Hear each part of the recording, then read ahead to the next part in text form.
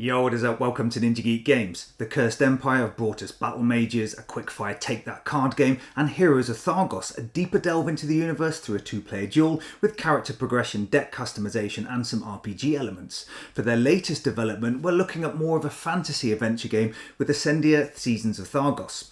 Here, you take on the role of an aspiring hero away from the war-torn lands of distant continents, but darkness is slowly creeping in. The Lord of Ascendia is dead, and with no heir to rule, you decide to take it upon yourself to cleanse the land of encroaching bandits and rat swarms and claim lordship for yourself.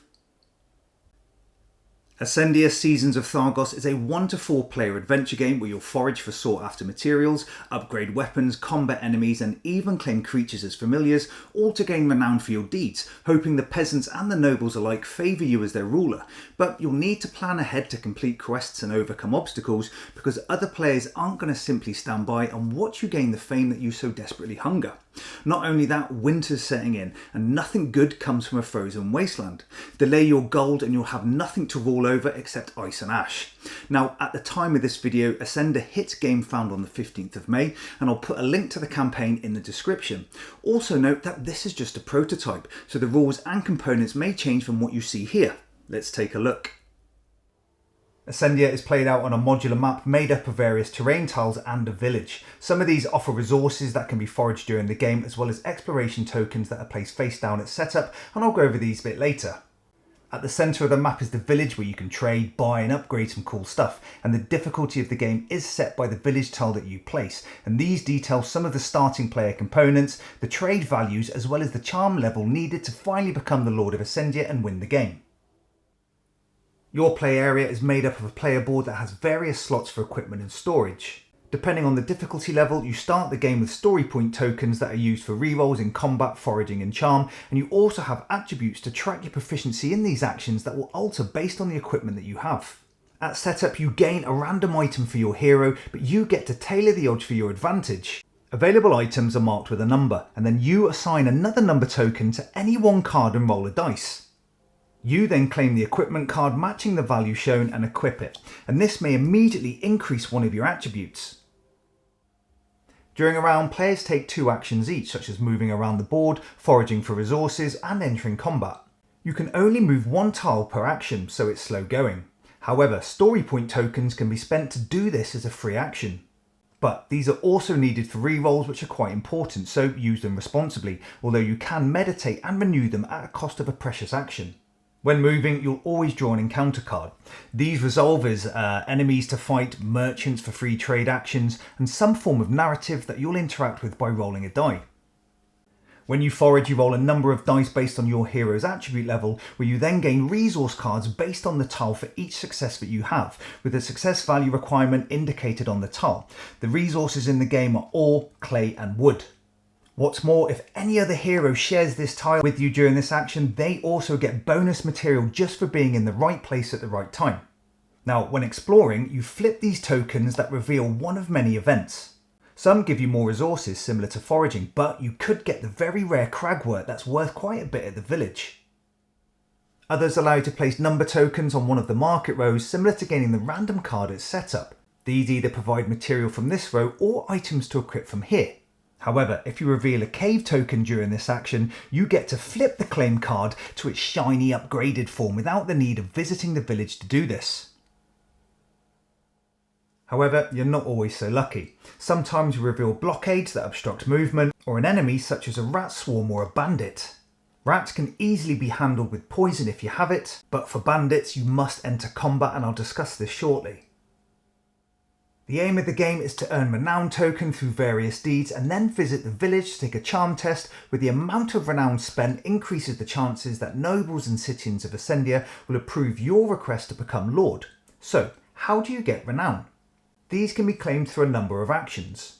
You can remove a blockade by spending resources, or completing quests that are gained at setup. Quests require you to defeat an enemy or have a particular number of resources at hand, but they also have a modified or specific version of the requirement that are slightly harder to accomplish but provide more renown tokens. Therefore, you can look to complete these earlier or hold on to them, hoping to get the better reward later in the game. Encounter cards are resolved after moving. Sometimes these provide narrative where you roll a die to determine the outcome that can provide you with renown. These cards also spawn enemies where you can gain renown for winning combat. Bandits and rat swarms force you to lose components if you share the same tile of them at the end of your round. But enemies from revealed encounter cards must be fought, although sometimes you can run away. The encounter deck also includes the formidable Troger.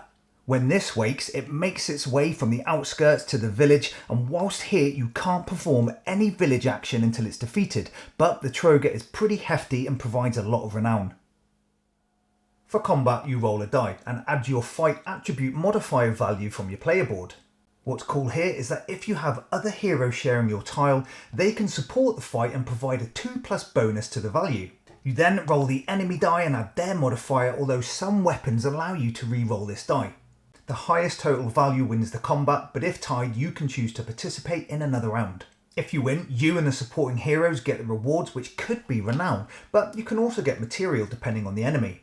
But if you lose, all those involved could lose renown, so it's risky business. Some enemy encounters reward you with a companion if defeated. Here you can choose to keep it as a pet and make use of its special ability for the remainder of the game. You can reveal extra tokens during exploration, turn dice to opposite facings in battle, or move further by riding your trusty steed. But if you're not keen on this or you already have a companion, you could opt to skin it for its hide. Now, we've talked about dice rolling for the various tests during play, but there's an element I've not yet mentioned. When rolling, anytime the value shows this crit symbol, you get to roll again and add the new value as well as any modifiers. What's more, if you roll another crit, this gets added to the pool and you get to roll again. This means you can get more successes during foraging or expect very high results in combat. But there is a downside. For any test, if you or even the enemy roll the Guardian symbol, that test is automatically failed. Not only that, a Guardian spawns on the map and must be either defeated in combat or appeased by discarding 2 wood. Basically, you chop up these tree-like beings or say to them, "Hey, remember your friend Steve? Well, here are his arms. We cool?" And apparently they are. However, if too many of these Guardians are on the map at any one time, the game is lost by all players. At the village, you can trade any items and material for renown, and this gets more expensive based on the difficulty of the game. This is done by adding the item costs of your goods and your hero's charm attribute level together with the value of a rolled die. As well as buying renown, you can also trade for goods in the market, like a shiny new axe or cloak. Instead of trading at the village, you can instead craft items using your stored material by discarding the required cards and claiming the item card. Later, you can do this again to upgrade it to its more powerful form. Once you've defeated enemies and explored the land and perhaps gained a companion, or skinned it for fine leather boots, you monster, you can apply for lordship. This can only be done at a village anytime you have at least 1 renown. First, you offer a minimum of 1 renown from your pool. Then you roll a die and add your charm attribute level, remembering to add a die if a crit's rolled. The total value needs to equal or exceed the difficulty level lordship value. However, if any enemies or boulders are on the map and other heroes are in the village with you, this increases the threshold value. Basically, people are whispering in nobles' ears that you suck. Failing, which includes rolling a Guardian symbol at any time, means you lose the spent renown and need to try again later. But if you meet this threshold value, then the citizens have accepted your application for lordship and you win the game. Huzzah! Lastly, we've seen that too many Guardians on the map can end the game, but there's also another way this can happen. Each round, a snowfall card is drawn that turns a random tile into a frozen wasteland. Over the course of the game, more and more tiles are subject to this harsh winter, and this reduces the number of areas for foraging and exploration. Once this deck runs out, the game is over. So, during a game of Ascendia, players will be moving around the map to overcome encounters, essentially levelling up characters with equipment and attributes, and gain renown from a number of tasks such as combat and completing quests, although you can't buy it. At any time in the game, you or other players can apply for lordship at the village. Simply throw in some renown, roll the dice, and hope your charm and the volume of monsters alters the threshold level to your liking. If you enjoy your push your luck mechanics and dice rolling, you're going to appreciate the experience provided in this adventure. Nearly every action requires some form of rolling dice, so there's a high luck base here. However, certain companions or familiars and using story point tokens for rerolls helps support poor results. Crits allow you to keep rolling, but with that comes the increased chance of rolling guardian symbols, failure and another way to increase the doomsday clock. The game can be played modular, so you can opt to use quests, unique player abilities, or even the inclusion of the dreaded Troga, and it also has a solo variant. Here you play as normal, but there are NPCs that move around the board and gain renown. They can be used to support your combat rolls, which is nice, but when they get back to the village they too want to cast favour for lordship, so you need to judge when it's best for you to do the same. Leave it too late and you could be beaten to the punch. So far, Ascendia offers a light to midweight gaming experience where the campaign goes live on the 15th of May, and I hope this video provides a good overview of the game. Thanks for watching. This is NinjaGeek Games. Cheers.